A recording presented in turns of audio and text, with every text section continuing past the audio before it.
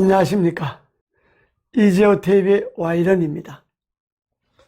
오늘은 다시 한번 탈원전 정책에 대해서 말씀드리겠습니다. 지금 코로나19 이후에 경제 사정이 정말 안 좋습니다.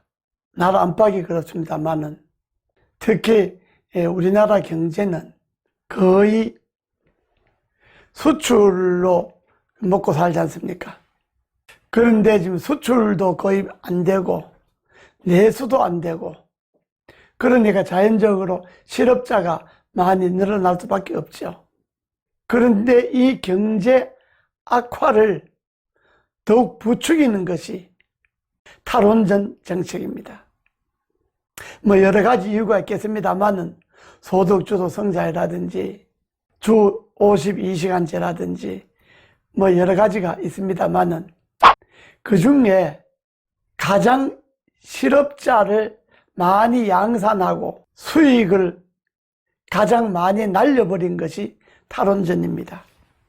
탈원전 정책으로 국내 산업 분야의 매출이, 원자력 산업 분야의 매출이 2년간에 7조 원 가까이 감소했다는 정부 용역 보고서가 나왔습니다. 현 정부가 탈원전 정책을 추진하면서 신한울 3, 4호기, 신규 원전 6기 건설을 백지화했습니다. 그리고 월성 1호기 조기 폐쇄하고 노후 원전 수명 연장을 금했습니다. 신규 원전 백지화로 30조 원에 달하는 원접 산업 매출이 사라졌습니다. 미국이나 다른 나라에서는 원전 수명이 40년 했던 것을 60년으로 늘리고 60년 했던 것을 70년으로 늘립니다. 원전의 안전성, 한국 원전의 안전성이 세계에서 최고입니다. 그거는 문재인 대통령도 외국에 나가서 우리나라 원전 산업을 선전할 때 이야기하지 않습니까? 대한민국 원전의 안전성이 세계에서 최고라고. 그럴 수밖에 없는 것이 우리나라 원전은 일본의 후쿠시마 원전, 러시아의 체르노빌 원전, 미국의 원전, 이 3대 원전 사고를 교훈으로 해서 그 3대 원전 사고에서 제기될 수 있는 모든 문제점을 보완해서 만들어 나가는 것이 울산 원전 3, 4호기입니다. 그걸 중단시켰지 않습니까? 신규 원전 6호기도 중단시켰지 않습니까? 미국 원자력 협회에서도 대한민국 원자력이 현재까지 세계 원자력 안전에서 최고라는 겁니다. 1위라는 겁니다. 그런데 보십시오. 우리나라 원전 시설의 제일 큰 업체였던 두산중공업이 2016년에 매출이 4조 7천억이었습니다. 영업이익은 2,800억 원이었습니다. 그런데 작년에 순손실이, 단기 순손실이 4,952억 원이었습니다. 그리고 작년에 채무가 4조 9천억입니다. 또 자회사를 포함해서 총 빚이 5조 9천억입니다. 그리고 금년에 갚아야 할 빚이 1조 2천억입니다.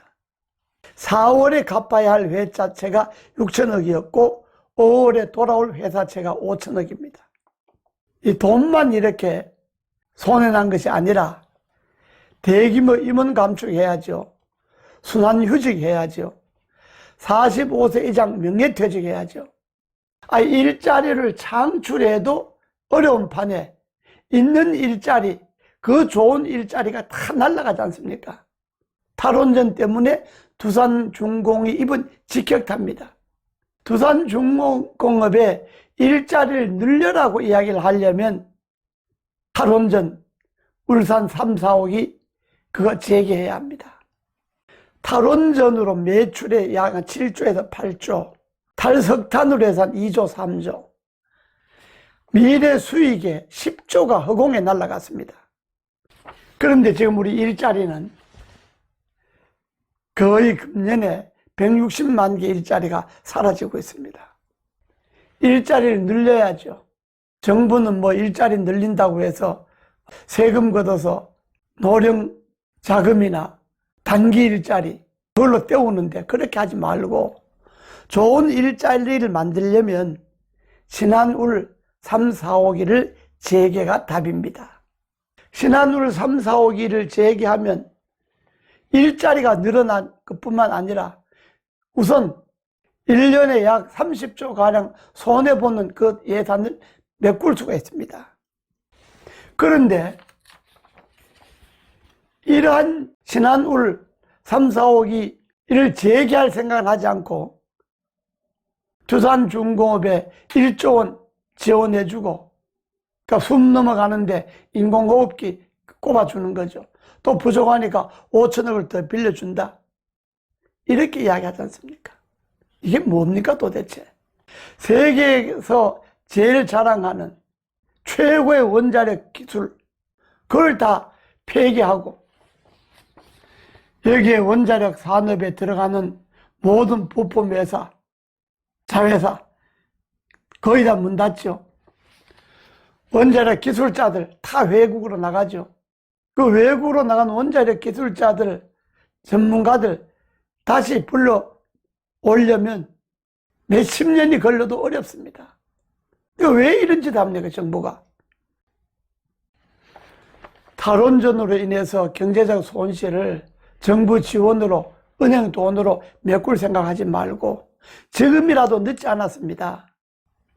신한울 3, 4호기 재개하시고 신규 원전 6호기도 다시 재건설하십시오.